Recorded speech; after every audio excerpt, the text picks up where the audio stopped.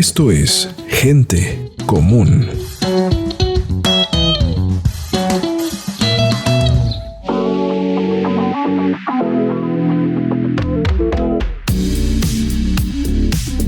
Hola, muy buenas tardes, noches, días o cualquier momento en el que usted esté viendo o accediendo a este contacto en una nueva emisión de Gente Común. Soy Paco Insunza desde acá desde la ciudad de Los Mochis y vamos en esta ocasión hasta Colombia, que ya he visto algunos de sus videos y me parece que es algo importante lo que nos pueda compartir el día de hoy Dioselin Torra. La pregunta siempre más importante en cada emisión es: Dioselin, ¿cómo estás? Muy bien, un poco frío aquí en Bogotá el día de hoy, como de costumbre, pero súper bien. Perfecto, pues ahora estamos contigo y agradeciendo el tiempo que nos cedes para pues hablar un poco de bastante lo que alcance con el tiempo estas conexiones para compartir cosas de las que eres conocedora. A mí me gusta, antes de cualquier cosa, que quien esté invitado por primera vez pues haya una pequeña introducción entre el oficio que tenga o a qué se dedica, porque estudiaste la cuestión de la lingüística, etcétera, pero hago la pregunta de un poco genérica cuando están por acá: ¿cómo llenarías en un formulario tu profesión o tu oficio? ¿Qué eres? Bueno, yo soy lingüista de la Universidad Nacional de Colombia, soy ingeniera biotecnológica de la Universidad Francisco de Paula de Santander, hago divulgación científica en ciencias exactas y un poco del lenguaje también. En mis redes sociales, Ciencias con Dio. Y pues ya yo creería que eso sería como el resumen, bueno, entre otras muchas cosas. Por lo general hago muchas charlas acerca de astronomía física, que es como mi fuerte. Aparte pues de mi profesión, también soy investigadora, particularmente en el área de cáncer, en especial cáncer de colon, y pues la utilización de diferentes plantas nativas como fuente de medicina. Okay. Hay algo muy congruente que a mí me llama poderosamente la atención de las disciplinas a las cuales te dedicas, porque a mí me encanta entender un poco el origen del lenguaje, ¿no? Saber para qué funciona el lenguaje, las palabras, una oración, las ideas, desde esa parte abstracta que puede ser el lenguaje. Y yo creo que en tu caso, para mí me parece interesantísimo, como decía hace un instante, porque también tienes este conocimiento de la ciencia. Hay ocasiones que cuando alguien es especialista en la lengua, y no está ni mal ni bien, solamente estoy haciendo una observación, cuando es especialista en la lengua, se va por el lado poético, la abstracción y que el lenguaje nos construye y como un poco nuboso, y que no estoy diciendo que eso sea negativo, o en ocasiones hay gente que se dedica a la ciencia y como que se le complica la abstracción. Yo creo que en tu caso están como las dos cosas que pueden convivir, y me parece que eso nos puede ayudar a entender muchas cosas de las que yo quisiera comenzar, que es el lenguaje y la más básica de todas: ¿para qué sirve el lenguaje? Bueno, el lenguaje humano, la verdad, es una de las funciones cognitivas más complejas que tenemos. Primero, en primer lugar, digamos que está la connotación básica, que es la función, ¿no? Que es comunicar, como una parte importante, digamos, de ese proceso evolutivo que tuvo los humanos alrededor del tiempo, y que pues básicamente gracias a él pues pudimos llegar hasta donde estamos, mal o bien. Sin embargo, pues el lenguaje también viene, digamos, a cumplir una gran relevancia en otro tipo de funciones más allá que la comunicación, como por ejemplo la organización cognitiva, qué pensamos, cómo organizamos los conceptos, digamos, otro tipo de funciones superiores que consideramos nosotros en lingüística, llamamos funciones superiores del lenguaje, que no competen únicamente al hemisferio izquierdo, sino que también toma, digamos, algunas funciones del hemisferio derecho en la parte creativa, y también la comprensión de metáforas y cómo hacemos para incluir significados en otro tipo de recipientes, ¿no? Y cómo al final de cuentas el lenguaje también se empieza a volver una metáfora en sí mismo, y pues en realidad es mucho más complejo de lo que se quiere llegar a definir. Tiene muchas más funciones. Por eso el ejercicio aquí es acercarnos un poco, y ya después, si tengamos oportunidad, charlaremos más a fondo, o para que vea la gente si con este pequeño toquecillo comienza a interesarse por lo complejo que es el lenguaje. Por eso a mí me tiene fascinado, porque es algo interminable, como muchas cosas del conocimiento humano. Entonces, como para seguir por esa misma brecha, el lenguaje nos acerca a lo real, porque ahí ya incluso con la pregunta es espinosa, ¿no? Porque ¿qué es lo real? Pero el lenguaje nos acerca a lo real, o inclusive hasta pudiera ponerme un poco más específico, porque hay cosas que son reales, como las ideas serán reales. Ella haciendo unas preguntas un tanto filosóficas. Sí, bueno, primero, pues como dices, habría que pensar qué es la realidad, pero si nos ceñimos a digamos, a lo que nosotros consideramos de nuestra vida cotidiana, ¿cierto? Esta pared real, este tablero real, mi vestido real, la cámara, esto es real. El lenguaje, cuando vamos a hacer en realidad un raciocinio de lo que es la realidad, nos limita. Entonces, prácticamente todo lo que nosotros sentimos, todo lo que podemos percibir, lo podemos codificar en palabras y pues poder transmitir ese contenido, ¿cierto? El detalle es que nuestros sentidos son muy limitados para llegar a percibir la realidad de todo el universo. Entonces ahí es cuando empiezan a haber problemas de comprensión y problemas de definición. Entonces un ejemplo más perfecto de todos es la física cuántica. La física cuántica es una realidad. Los fenómenos cuánticos son una realidad en nuestra vida. Gracias a fenómenos cuánticos, por ejemplo, el sol puede brillar. Sí. El efecto túnel tiene mucho que ver ahí. También la fotosíntesis tiene también efectos cuánticos. Los átomos. Nuestra tecnología, claro que sí, los átomos, todo ello. Y no sabemos cómo poder definirla correctamente. Hay muchos conceptos de cuántica que se toman, digamos, por ejemplo, la definición más tremenda de todas, y que en los cursos también, digamos, uno hace toda una cantidad de marañas para intentar como darse a entender un poco, y es el spin. Como para poner a las personas en contexto, el spin se define formalmente como el momento angular intrínseco de la partícula, o sea, cómo gira, básicamente. Pero el problema es que las partículas no giran porque no tienen radio. Entonces, nosotros lo estamos definiendo es por lo que nosotros podemos observar que se comporta el spin, pero sabemos que no es eso y pertenece a otro tipo de cosa. Eso es tan real como nosotros, pero nuestro lenguaje no nos permite definirlo, porque no hay ningún solo referente que nosotros podemos, digamos, captar con nuestros sentidos que nos ayude a anclarlo como un proceso de entendimiento correctamente. Por eso hay cosas que ya, digamos, nos rebasan. Ahí es cuando entra la interpretación. Que ahí a veces cuando, bueno, a mí me toca, voy a poner un poco nada más de contexto, a mí me toca dar clases de expresión oral y etcétera, que digo es superficial tomando en cuenta el estudio que tienes respecto al tema, pero siempre hago como el ejercicio de esto de que hasta dónde nos alcanza el conocimiento y la actualidad y el desarrollo de nuestra capacidad de raciocinio, hasta dónde alcanza para concebir la realidad. Y digo, bueno, lo pienso, ¿qué pasaría tratar de enseñarle a un cavernícola palabras como nostalgia, por ejemplo, ¿no? O sea, lo complejo que es el entender la realidad en la que estamos actualmente y las posibilidades que nos dan el cuerpo para entender esas cosas abstractas que, a lo mejor viéndose un poco idealista, en unos miles de años podamos entender esos átomos y podamos tener las herramientas para leer esas abstracciones a las que nos acercamos, pero siguen siendo reales por más abstractas que sean para nuestro conocimiento, ¿no? Sí, totalmente de acuerdo. Es fundamental, ¿no? Es fundamental como parte de la evolución del pensamiento humano, poder acercarnos un poco más a realidades que nos rebasan en nuestra cotidianidad.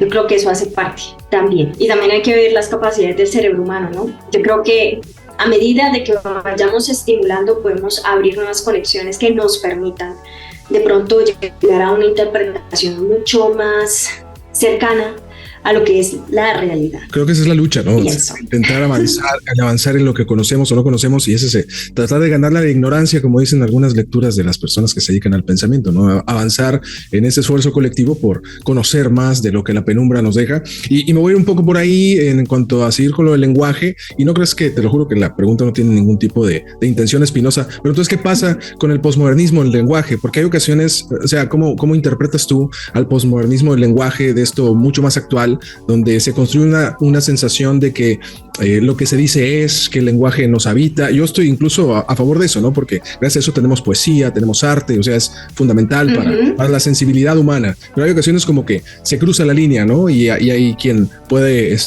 digamos, definir que lo que tú dices es, y que la realidad es puro lenguaje que vive en nosotros, una cosa medio afrancesada, ¿no? ¿Es también complicado captar esa forma de ver la vida, o qué opinión te merece? Bueno, el lenguaje para mí, es que de hecho viene mucho a colación la pregunta. Con respecto a mí, creo que le preguntas a la persona correcta, no porque sea lingüista, es por otra razón. Yo tengo una neurodiversidad con respecto al lenguaje. Eso me hace depender menos del lenguaje para muchas cosas. Entonces, por ejemplo, el lenguaje sí es fundamental. Por ejemplo, realizar acciones complejas de pensamiento, todo esto sí es cierto. El autodiálogo que uno se genera también. Sin embargo, muchas veces se quiere romantizar la idea del lenguaje. Así es. Y también, pues, con toda la influencia, y también esto quiero dejarlo claro, no sé si tienen conocimiento, o bueno, si tú conoces la diferencia entre lenguaje y lengua. Tendrán una pequeña noción, pero prefiero decir no. Listo, dale. Entonces, eso viene a colación por lo siguiente. El lenguaje es la capacidad que nosotros tenemos de adquirir un sistema lingüístico, de adquirir una lengua. Y la lengua, pues es ese sistema lingüístico, sí, el código, por decirlo así. Sin embargo, este código no es un código dulce, romántico y perfecto, inamovible, como el de las matemáticas. No, es orgánico como nosotros y es cambiante. Y va a sufrir los cambios y va a tener la relevancia que sus hablantes le den. La lengua es de los hablantes, no de la RAE o de las diferentes academias. Entonces, la lengua va a hacer lo que sus hablantes dispongan y que el tiempo lo lleva a transformarse. Por eso se dice que es la lengua. Y ya digamos, la lengua está viva, sí, claro que sí. Por otro lado, con respecto a que todo es lenguaje y que todo es lengua y que, pues hay cuestiones y en especial cuando se habla de pensamiento. Todo lo quiere reducir a que digamos, sin lenguaje no hay pensamiento, o sin lenguaje no se pueden hacer cosas, digamos, de alto nivel cognitivo, sin presencia fundamental del lenguaje. En mi caso, por ejemplo, yo tengo dislexia, y mi dislexia es muy especial, es una dislexia profunda, digamos, dentro de la clasificación que hay, digamos que es una de las más complejas. Eso obligó a mi cerebro a no funcionar igual que pues, un cerebro neurotípico. Para aprender a leer, yo, digamos, esa región, para ponerlo en palabras simples, del cerebro que se encarga de codificar las letras y los sonidos, las letras serían los grafemas y los sonidos fonemas, pues a mí no me funciona igual, no es eficiente. Entonces él toma otras rutas. Por eso la vía visual y de escucha para mí es tan importante. ¿Qué pasa cuando yo voy a hacer un proceso como armar ensayos, armar algún experimento, algún montaje metodológico? Se me viene a la mente una idea, ya sea para un video o con algo respectivo, por ejemplo, si me pongo a leer sobre cuántica o algo así. No paso por el lado de estructurar en palabras eso, simplemente genero una imagen. Eso hace que sea mucho más eficiente el proceso y me demoro menos en hacer cosas. Otra cosa que también me sucede, yo no tengo un monólogo interno. Yo sí hablo conmigo misma, pero si hablo conmigo misma, lo hago en voz alta. En mi mente yo no hablo conmigo misma porque me es poco eficiente. Yo sencillamente lo reduzco o como si estuviera viendo una película muda, por decirlo de alguna manera. Y eso me ayuda a llegar a conclusiones mucho más sencillas, sin tanta vuelta. Pero sí que tengo mis diálogos conmigo misma, pero ya no son tan extensos. Sencillamente es como si los redujera en mi cabeza y ya. Digamos, eso me hace eficiente en muchas cosas y pues en otras pues ya pues el detalle como siempre, ¿no? De la dislexia, que pues en sí es muy bonito también cuando uno ya le toma cariño. Pero el lenguaje, si bien es importante, fundamental y es un cimiento, digamos, de la humanidad característico, nuestro tipo de lenguaje. Sí. Porque pues ya hay otros seres que tienen otro tipo de comunicación. Sin embargo, tampoco podemos reducir todas nuestras capacidades a ello. El cerebro humano es mucho más de lo que nosotros creemos que puede llegar a ser. Creo que podemos ir buscando esta conquista, uso esa palabra porque siento como que es un empuje que debe de tener la humanidad, ¿no? De seguir avanzando. A lo mejor es una visión muy positivista. Quiero llevarte un poco al plano histórico porque sospecho que tienes conocimiento de eso, ¿no? El lenguaje, como bien decíamos, es algo que está vivo y que se ha ido construyendo desde hace muchísimo. No sé si, y esta es una pregunta que tiene que ver más con los idiomas. Voy a usar los términos que yo sé porque a lo mejor me puedo equivocar. Los idiomas. También los idiomas encapsulan de manera distinta, ¿no? O sea, como decir, hay incluso idiomas que tienen palabras que son intraducibles en un sentido como lineal, digamos, voy a decir cualquier cosa, del alemán al español, que digas esta palabra está en el alemán y no hay nada que la defina exacta y taxativamente igual en el español al alemán y viceversa, por poner un ejemplo. También los idiomas limitan de alguna manera, sin decir en un sentido negativo, sino que encapsulan realidades. Sí, estoy de acuerdo. De hecho, eso se llama relativismo lingüístico. Okay. Digamos que ahí hay una reciprocidad. Esto es una discusión en lingüística muy tenaz y en filosofía del lenguaje. Voy a decir mi punto, mi postura como lingüista. Yo no reduzco a que únicamente la lengua modela el pensamiento a la lengua. Yo pienso que es una cosa que se retroalimenta. Las lenguas están codificando lo que es necesario comunicar. Una lengua indígena, por ejemplo, de una comunidad que haya vivido toda su vida en la selva, por ejemplo, no van a tener la palabra edificio. Claro. Porque no hay edificios. O tijera, sí, o algo así, ¿no? Tijera, o sea, ellos tendrán sus otras definiciones. De hecho, en comunidades del Amazonas tienen diferentes tipos de verde y ellos se ubican. Claro. ¿sí? Con los diferentes tipos de verde. Nosotros solamente tenemos uno, verde, o por lo mucho verde claro, verde, ¿sí? Como el blanco con los esquimales, que también es un fenómeno similar. Sí, exacto, es un fenómeno muy similar. Y también viene esto de los campos semánticos, que ya se relaciona muchísimo con la cognición, la parte del lenguaje y la cognición. Sí. Y es, digamos, una historia muy bonita. Por ejemplo, hay una lengua muy especial en Australia que se llama el Yirbal. Okay. El Yirbal tiene una particularidad. O sea, todas las lenguas tienen sus campos semánticos. Un campo semántico es como donde nosotros agrupamos ciertas palabras que nos evocan como un grupo en común de significado. Entonces, por ejemplo, el campo semántico de los animales terrestres. Entonces tenemos el perro, la jirafa, ¿sí? Y así lo vamos reduciendo. Y así sucesivamente. Y pues hay comunidades, por ejemplo, que tienen en sus lenguas formas en las que marcan, ya sea con sufijos, prefijos o diferentes partículas lingüísticas, ciertas características de estos campos semánticos porque es relevante. Entonces, en el caso del Yirbal, por ejemplo, ellos tienen una marca que engloba un campo semántico que incluye las mujeres, las estrellas, el fuego y las cosas peligrosas. Es una misma categoría, digamos. ¿Pero por qué? O sea, todo eso es en la misma categoría. Sí, claro. Pero uno puede pensar, ¿pero por qué las mujeres están ahí? O sea, eso está como así. Y las estrellas. Entonces, empezaban ahí los lingüistas a investigar por qué rayos pasaba esto. Y resulta que la respuesta era en la cosmovisión del pueblo. Para ellos, el sol es mujer y el sol es caliente. Entonces, el sol es fuego. Y pues el fuego es peligroso. Okay. Entonces, por eso lo estaban muy equivocados. Ahí, las mujeres también estaban allí. Quizás. Entonces pasa lo mismo. Otras cosas curiosas, por ejemplo, hay lenguas indígenas. Acá, por ejemplo, si no estoy mal, creo que es el ticuna o irocaina, una lengua del Amazonas, que tiene, por ejemplo, algo que se llama determinantes. Entonces ellos también colocan como un prefijo que acompaña el nombre para decir alguna característica, si ese nombre pertenece, qué sé yo, a un objeto que es largo, que es redondo, o si le pertenece a alguien o no le pertenece a alguien.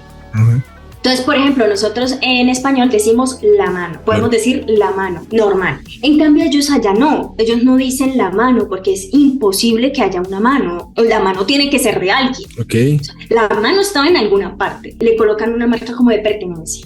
La mano de, nunca va a estar la palabra mano sola. Una mano y también, por ejemplo, ya sabemos, bueno, eso tiene mucho sentido, pero también las mochilas. Igual, no puede estar la palabra mochila sola porque ellos dentro de su comunidad, las mochilas es algo que es único a una persona, se les ha asignado a cierta edad una mochila y esa mochila va a acompañar a esa persona y hace parte de la persona. También hay otros que clasifican, por ejemplo, algo animado o inanimado. Algo inanimado, por ejemplo, es que no se mueve, entonces las plantas son inanimadas. Pero una pelota con la que juegan los niños es animada porque sí se mueve. Entonces, todo eso va anclado en conceptos. Es algo muy interesante y de allí pues han venido un montón de discusiones filosóficas. Entonces, ¿quién influye a quién? La lengua al pensamiento, el pensamiento a la lengua. Entonces, yo pienso que es como recíproco, ¿no? Al inicio, cuando la lengua estaba en formación, muy probablemente pues buscaba definir los conceptos que tenía alrededor y también haciendo parte fundamental de lo que el pueblo creía. Así por eso se ve reflejado mucho las costumbres, su cultura dentro de esa lengua. Y pues eso va pasando de generación en generación. Y pues esas generaciones se ven básicamente influenciadas también por ese legado lingüístico. Entonces yo pienso que es una cosa que se retroalimenta de un lado para el otro, pero no es como un solo gradiente, no es lineal, es imposible que algo tan orgánico como la lengua tenga un fenómeno así lineal, ¿no? Yo pienso exactamente lo mismo desde lo que pueda yo entender de la realidad. Pienso que tiene que ser una cuestión interactiva entre eso, ¿no? Entre lo que está diciendo la lengua, porque si la lengua solo no habla de lo real o está hablando de pura abstracción, pues no hay nada de qué hablar, porque tiene que estar vinculada con algo real y viceversa. Pero bueno, planteando desde ahí, porque es un tema que podemos hablar, la verdad, tenemos un poco de tiempo limitado, pero a mí me parece súper interesante. Llevándolo un poco por ese lado, te voy a jugar un poco hacia el futuro, ¿no? Porque uno puede usar una frase y me la voy a inventar ahora, la fuerza de mi brazo con una espada que rebana el corazón del enemigo, por decir una cosa así, ¿no? Entonces, antes de que existiera la espada, quizá cuando apareció la espada era algo tremendamente moderno, y hoy tenemos palabras nuevas que nos parecen igual de modernas. Es decir, hoy puedo usar palabras como una burrada, email, ¿no? Puedo usar algo como chat, y que hoy no suena como, lo volvimos verbo, me pasó. Ajá, exacto. Entonces, como que son palabras nuevas que hoy no suenan como sintéticas, como faltas de poética, pero puede ser que en un futuro posterior, cuando ya el lenguaje esté todavía más acomplejado, adquieran un carácter poético como la espada que rebana el corazón del enemigo, una frase así, pero que tenga implícita chat o tal. ¿Tú crees que suceda de esa manera en esa construcción de sentidos? Sí, claro que sí. Es que, digamos, ahorita con la influencia tecnológica nos es muy sencillo, digamos, como tomar conceptos de otras partes o palabras que se utilizan en otras partes, en otras lenguas y también en otras variedades de nuestra lengua. Por ejemplo, préstamos lingüísticos que hay entre variedades del español mexicano con el español colombiano, y resultamos diciendo palabras que utilizan los mexicanos y ustedes terminan utilizando palabras, y también cosas, por ejemplo, que sin sentido se ponen de moda y empiezan a poco quedarse como la tragación, claro, la trabajación, despertación. Es la trabajación. Ajá. Entonces, todo eso venía de un meme. Imagínense, de un meme. Venía un meme y poco a poco, de una manera u otra, las personas, la gente empieza a hacerla, y de hecho ya uno lo dice y casi que se acepta. O sea, sí, también todo esto que pasa también con el lenguaje inclusivo. Entonces son cosas que se van transformando y que a medida, de hecho, puede llegar a tener un sentido poético ni siquiera tan lejos, porque habrán producciones en las que, o no sé si te refieres a que hagan parte de lo que nosotros tenemos como una lengua purista y refinada. Me refería más como para pensar lo que nos remite, a lo mejor ya hablando desde una visión poética, esa espada y las estrellas y el sol, que hoy ya están instauradas claro, en el romanticismo del habla. Entonces hoy nos siguen, a lo mejor tú ni yo no vamos a llegar al momento, porque nuestra vida es corta en la humanidad, no vamos a llegar al momento donde sintamos que chat es poético, donde sintamos que interconexión de banda ancha nos suene a algo poético, como si pueda sonar espada, sol, estrella en su momento. Entonces quiero creer que le vamos a ir dotando de características de valor estético, si se quiere, a las palabras conforme pase el tiempo, y que nos va a costar. Por eso también yo estoy de acuerdo. Se me acaba de ocurrir algo. A ver, te escucho.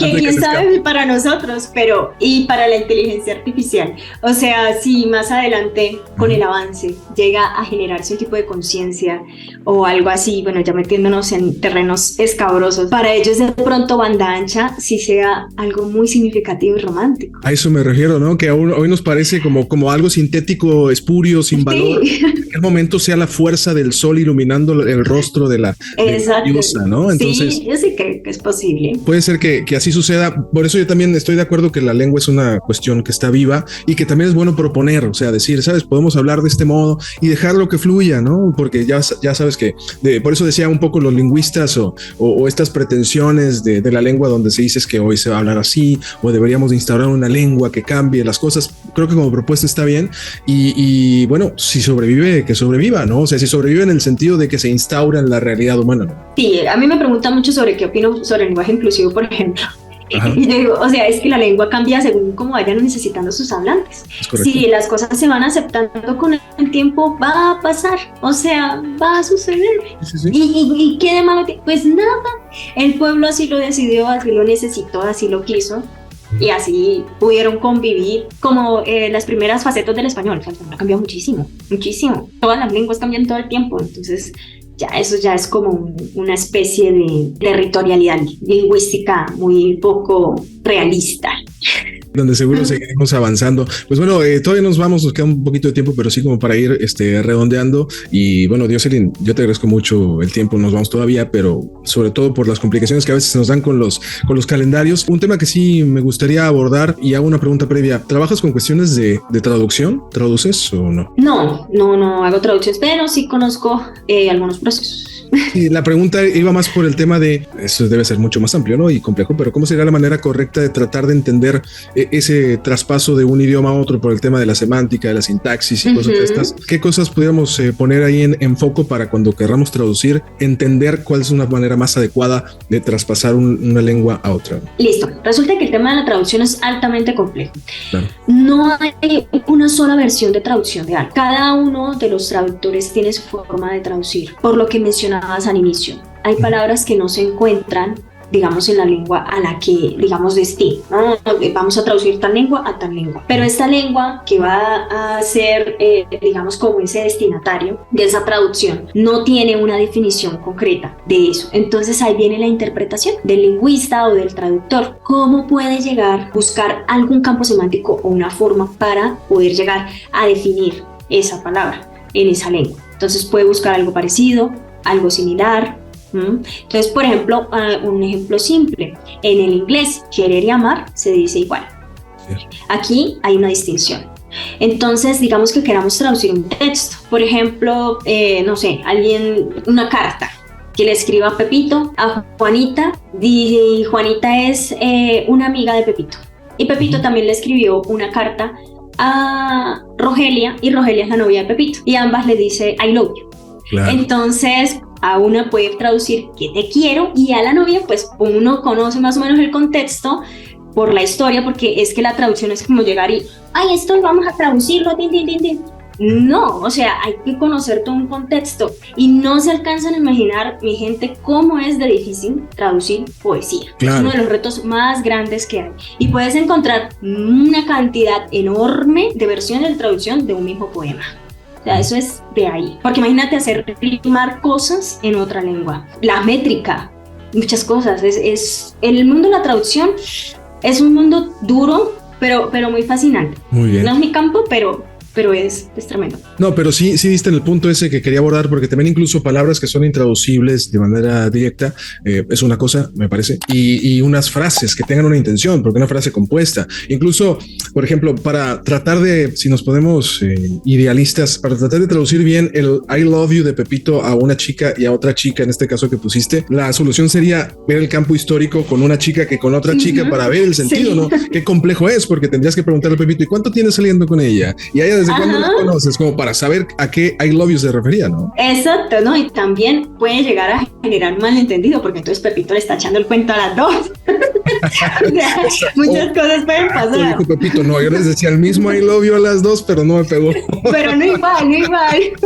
Sí, pues mira, Jocelyn, la verdad ahí el tiempo ya que nos apremia, pero yo me quedé bastante interesado. Espero que en algún futuro podamos desarrollar más estos temas, porque yo infinitamente, por lo abstracto que es, por lo valioso que tiene el idioma, porque hay que dejar, yo creo, es una opinión mía, algo en concreto, si es complejo entendernos y no tenemos palabras para entendernos del todo, ahora lo complejo que es comunicar la abstracción interna que tenemos, me parece que el compromiso con el lenguaje y adquirir cada vez un léxico más amplio y entender ideas que son más elaboradas, nos va a ayudar a entendernos internamente y a comunicarnos de una manera más eficiente, aunque sea un poquito más eficiente hacia afuera. Exacto, y yo creo que la clave de la comunicación, cuando uno quiere expresarle algo a otra persona, es fundamental pensar en el otro, no es lo que yo quiero comunicar, sino qué me gustaría de pronto que le llegara de mensaje, o cómo creo yo que le gustaría a esa persona que le llegara ese mensaje. Es más, digamos, y ese es el arte de comunicar, es pensar en el público destino o la persona de destino a la que va la comunicación. Sí, digamos que esa es la clave. Jocelyn, pues muchas gracias. Aquí ya nos pinta el tiempo, sí, pero te mando un fuerte abrazo y